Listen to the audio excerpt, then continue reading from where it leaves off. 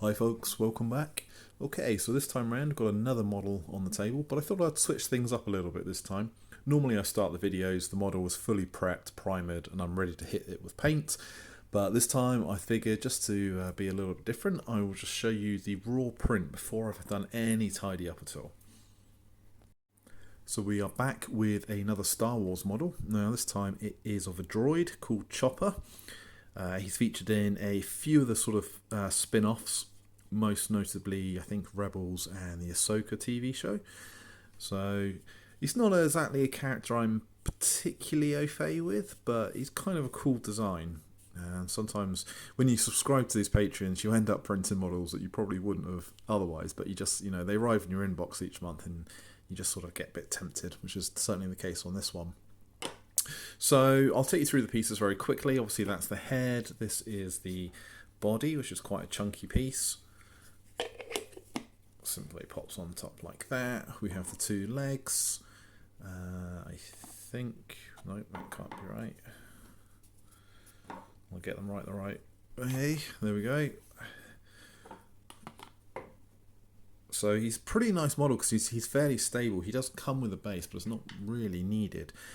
He has a wheel at the front there, and then he has a couple of arms and other gadgets. So I can't remember which way around they are. I think it's possibly that one goes there. I think this one might be on his head somewhere, and that one on his head as well. So he's got, I think this is particularly from a particular scene, I should say, from Ahsoka, where he throws a tracking device from the ship onto another ship. And he's also got a little antenna dish which sticks into his head, like so. So very simple model to put together. I mean, you're not going to need any modelling skills to actually glue the parts. In fact, I'm not even going to glue any parts together. I'm just going to paint each part separately and then glue it together at the end, just to make it a little bit easier to paint. What I will say though is it's going to take quite a lot of bit of cleanup because it is quite big chunky pieces. There was quite a little bit of warpage. In fact, I had to print the head out twice. Initially, this was my first attempt, and I've got gaps here, and it all just went horribly wrong all around there. So I repositioned it, did a better job. Not 100%, but much better than the first one. Workable. Obviously, when you print these things, you always orientate it so that the part at the front you want to face up. So you tend to generally get a better job at the front. The legs I had to print solid, so the legs have got some weight to them. The reason I had to do it solid was because every time I tried to print it, or rather when I was on Box and I was attempting to do it hollow, because you've got lots of these little wires and gadgets and various things, it was creating voids. So I tend to print hollow at sort of 2.2 mil, but yeah, it just wasn't really working because there's the way it's sculpted, like this piece for example, looks like it's a separate piece. Sorry, it looks like it's a combined piece, but when you actually look at it, it's kind of like two pieces that have been joined in. So anyway, I'm long way of saying that I had to print this way, these two pieces solid, so these are fairly chunky. But the feet have kind of warped a little bit. You can see particularly along there, that's not particularly straight. But luckily, it does come with a base. As I say, now the base isn't really needed, but what it does do is going to hide some of that warpage on the bottom because it has got grooves. So when the legs, whichever way around they go in, plonk in. I was bound to do that wrong, wasn't I? There we go. Yeah, because it actually raises up a little bit, you can't see anything anyway. So that will actually hide some of those sins. Same with the wheel. And yes, the base. The only thing I would say is I think they've put the logo upside down. Because as you're viewing, so it's obviously the Rebels logo. But to me, if you're looking at the model front ways like that, you're looking at it upside down. So there you go. I would have flipped it myself. Other than that, I think it all looks okay. The base was printed out hollow. That came out very straight. I'm quite pleased with that. It's one of the smoothest bases I think I've ever printed. No wobble at all on that. So yes, let's start with the cleanup. I won't obviously go through all that because no one wants to see someone do lots of sanding. Just to say that obviously I'll be cracking out some sharp knives and also using a rotary hand tool thing, whatever you want to call them. This is just a very low powered one, just to help with a bit of the sanding. Obviously I'll mask up when I do all that because it makes a heck of a lot of mess. So I will come back, I will primer all these parts. I'll have a look at what paints I've got. Probably makes sense just to do either grey or white. Possibly white for the top because he is orange, and orange is a horrible colour to try and paint unless you've got a very light undercoat. So yeah, probably white for the top, grey everything else, and then whatever colour for the base. Okay, I will come back and you'll see me at the next stage. After about 3 hours or so, clean up, sanding and priming, he is ready to now put some paint on him. So as you can see, I went with a white primer in the end. So there's a lot of light colours on him, so it just makes sense to do a lighter primer. All the other little bits and gadgets I have done in silver, because I had a silver primer to hand, and the base I have done in black. So let's start with the orange. For this I haven't really got anything too close to that dark orange colour, so I'm trying to mix up a colour. Now I might have to do a couple of stages of this. So I've gone with Chakara Orange, which is a nice base colour, so it's fairly easy to apply, and a couple of thinner colours of Fire Dragon Bright and Red Wild Rider Red. So mixing those up. Let's take his head off and put him to one side. This is the colour, my initial colour. So yeah, it's not too bad. We'll see how that dries, but it may be a case that I have to come back in. It's probably going to take a couple of coats anyway, because obviously orange is quite a light colour, even going over white. So I'm just going to go and do the entire head in this colour. So after 2 coats of that orange, I think it's looking pretty good, fairly close to where I want it to go. We're likely to darken it down later on anyway when I start doing some of the weathering. So what I'm going to do now is focus just again trying to get the biggest main colours down, and so I'm going to do the body and one of the legs, because the legs are actually 2 different colours. One is silver, one is the off-white. So I'm just going to go around the whole model on these 2 pieces and paint them. I've mixed up some Corax white with a little touch of Dawnstone just to give me an off-white, because he's not, looking at reference pictures, he's not white like sort of R2-D2 is. He is slightly off greyish white. Yeah, I think that'll work. It probably looks white on camera, but I promise you it's not. It's it's definitely an off-white. If you've just happened to have an off-white, then that's probably the better way to go, but I had to mix one up myself. Next up, I have mixed some Uriel yellow with a touch of bone white, just to thicken up the yellow a little bit and take down some of the vibrancy. So again, going back to the head, it's just going to case of doing the yellow stripes that run along the front and the back. Next up, it is gunmetal, and that's going to go around all the parts that need to be silver, which is all around the neck, these sort of side ports and around the eyes, and then any silver parts that needs to be done on the legs and the body as well. So again, it's mostly the sort of the detailing, that type of thing. So this will take a little while, but it should make a fairly big difference to the model when I come back. So it took a little while to do all that silver, but I think I've pretty much got all the places where that needs to go. Obviously you have to use reference pictures online. There's plenty of pictures out there. So silver all around the sides here, obviously around this tubing on the eyes. He has one whole leg that's silver. So I actually just in the end just put a coat of silver primer on that to make life easier. The body took a little while to do, so obviously I put silver in all around here, and then a few details around the back as well. And then finally the other leg, the foot, silver, and these sort of pistons that go up the side. So next thing I'm going to do is put some black wash over some of those silver parts. So to do that, I have brought in some Nuln oil. Now any black wash will do, but Nuln oil is one of the better ones, although it is a little bit expensive. Now, plan with this then. So I'm not going to go through over every single thing that's silver. I'm going to go over bits where I want to bring out detail. So for example, if we look down in here, I'm just going to apply it all across. Actually, I'll tell you what, let me do it a bit, it's a bit easier to see on the camera. There we go. So across here, and what it does is obviously it brings out some definition and adds in a little bit of shadows. Where I'm not going to apply it is things that are very flat. So this leg, for example, I'm not going to put any across on the flat plate pieces, or indeed on the foot sides either. I will do some weathering on that, but that will most likely be with pastels rather than actual paint. So yeah, I'm just going to go around all those silver bits that I want to add this detail into.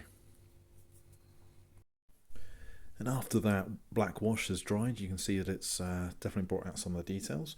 It has sort of pulled a little bit in a couple of places, but that's okay, because what I'm going to do now is a dry brush of Runefan Steel, and this is just going to bring a bit of sparkle to the edges, and it'll also tidy and hide any places where the wash went on a bit too heavy. So obviously it's going to be a bit difficult to get it into some of the pieces on the droid, but I'll just try my best. It doesn't have to be perfect. Okay, we are now going to use some black and basically paint in all the parts that need some black over them. So there's a couple of big pieces here, the eye lenses, all that type of jazz. Again, I'm just looking at reference material online because he is quite a complex little robot. Next up, I'm going to bring out some of the details in all those panels by doing some panel lining. Now, I'm going to use Nuln oil here. You can use any sort of black wash really. You can buy panel liner, but every time I try and do that, it appears to be sold out everywhere. Black panel liner seems to be rarer than hen's teeth. No one seems to have it in stock, particularly the Tamiya stuff. So anyway, I'm using Nuln oil. It should hopefully do the same job. So all you need to do is obviously run this in any of the recesses. Just sort of take your time as you go along. You might need to do a couple of passes just to sort of get enough of that dark wash in there. But what it should do is start bringing out those recess lines a little bit more. And on one sort of a vehicles and robots and things like that, it's always good to do, just try and bring these out. That said, I mean, these are fairly dark anyway, because they are quite big recesses, but once this wash goes in there, it really will make them pop. So it took a little while, but all that black panel lining is done, and it makes quite a bit of difference. Definitely from afar, especially around the head, the more colours you got against it, the more noticeable it is. I even did it around some parts of the leg, just to bring out those details, again on the other side there, and all around the back as well. So yeah, glad I did that. Okay, so it's back to applying a few more colours now, just to finish off these details. So I'm going to use some Stegadon Scale Green, which is kind of a off blue, and there's a panel on the front here that I think is close to that colour, and there's also one on the back here. After the first coat of that Stegadon Scale Green, it's not quite as light as I thought it was going to come out. So what I've done is I've mixed in some Temple Guard Blue, about 50-50 with it. I think this is probably a bit closer to the colour it should be. Yeah, I'm happy with that. That's the way to go. So now it's a case of just going around the rest of the model and picking out all the other bits that I haven't coloured at this stage. So I'm going to go back to orange initially. There's a stripe along here somewhere. There's a few bits on the legs and any other bits. So I'll just continue to look at the pictures, reference material, paint those all in. I see the reason I sort of left these bits later on is because obviously that panel lining, it was a bit of a messy business. So is the silver and the black wash that I threw over that. So essentially I've tried to get all the messy parts and the bigger parts done out of the way first. So now I can come in and do all the small details at this stage. With all those details painted in, what I'm going to do now is do a slight dry brush of a Dawnstone Grey. I'm going to do that across the black parts. So across the wheel here, just to bring out the tread details a little bit. And I'm also going to do it across these inside parts of the leg here, concentrating sort of on the edges. And any other little dark details that I think that will work better on, across here for example. So on to the weathering now. Now there's a few different ways you could go about doing this. The way I'm going to go is I'm going to use some soft pastels. So I've taken an orange and a brown pastel, and I've just shaved off a few bits just to give me a nice little powdery consistency to start with. And it's just a case of basically applying that with a soft bristled brush. And what I'm going to do is try and sort of aim the orange around some of the metal to try and make it look essentially a bit like rust is kind of starting to build up in parts here and there. Now with anything, sometimes you've got to know when to stop. It can be tempting with weathering to go too far. When you do that, it stops looking like weathering and almost just looks like a messy paint job. So you definitely have to know when to stop. You also kind of have to have a little bit of a game plan in mind as to where it should be weathered, what makes sense for the model itself. So I'm not sure how well that's coming out on camera, but that's the bit of orange applied there. Now what I'm going to do is also throw a bit of brown over the whiter areas, and again I'm probably looking really just to sort of dust it into the crevices a little bit, and then take a separate brush just to brush away the excess. So I don't know again how well that's come up, but yeah, it's just to say, just working, doing a little bit, looking at it, taking a step back, doing a little bit more until you get it to the stage where you're happy. And then finally, it's part of the true and tested way of weathering, which is a classic bit of silver paint on a bit of old sponge. And then again, you just want to just dab it around the corners, let the sponge do the work for you, and create some of that weathering. So you've just got a few splodges of the silver coming through underneath.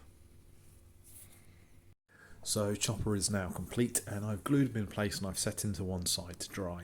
So now what I need to do is sort out the base. Now the base is fairly simple, which is quite nice. I mentioned before obviously the logo on it. Now I've done a very similar base that came with the Stormtrooper model, so I'm going to follow that same pattern, but you can really do anything you like with this type of base. Go as crazy as you want with the colours or as minimal as you want. I think for this model, to be honest, once he's sat on there, you barely see any of the base anyway on the top front. So probably one word of caution I would use is probably not go too mad, because if you put too much effort into it, you might be a bit disappointed that you're just simply not going to see it once the model's sat on top. So anyway, let's start with this. So what I'm going to do, you've got like this sort of metal looking plate across the front. So just very simply, I'm going to do gunmetal silver across all of that. Next up is some somber grey, and that's going to be across all the little honeycomb sections across the model. So leaving the recesses black, but painting each one grey. Now this might take a little while, but it'll have hopefully a nice effect by the end of it. Now that silver has had time to dry, I'm going to throw a black wash over all the silver parts, and obviously this will go into the recesses and make it look a bit more realistic. And while I let that black wash dry, I'm going to take some neutral grey, and what I'm going to do is take a little bit off the brush, Got quite a big fat-headed round brush here. What I'm going to do is just basically stipple across each of those sort of honeycomb parts, just to build up a bit of interest. I don't know how well you can see that. Yeah, just a little bit of speckling just across the top there, just to, yeah, make it look a little bit less flat. So that's what you're left with after I've done all that sort of speckling over those parts. So now the last thing to do is take some of that same orange that I used to paint the head of Chopper and just go over the symbol here. Now, as you can see, it's going to take a couple of coats to get decent coverage. Okay, so after a couple of coats of that orange, that is the base pretty much done. So I'm going to spray that with a satin varnish, and then after that has dried, on the bottom here I have cut out a piece of felt, so I'll just attach that to the bottom, cover up those holes and also protect the base, and it'll sit on the shelf a lot nicer. So I'm going to go ahead and do that, and then once I've done that I will come back and I will show you the finished model. And here is the final result with him all glued into place. So I did end up gluing the head down. You didn't need to, but I just know what I'm like. I'm bound to pick it up and forget and it fall off, so I just glued it into place. He isn't glued onto the base though. So yeah, I think he's come out okay.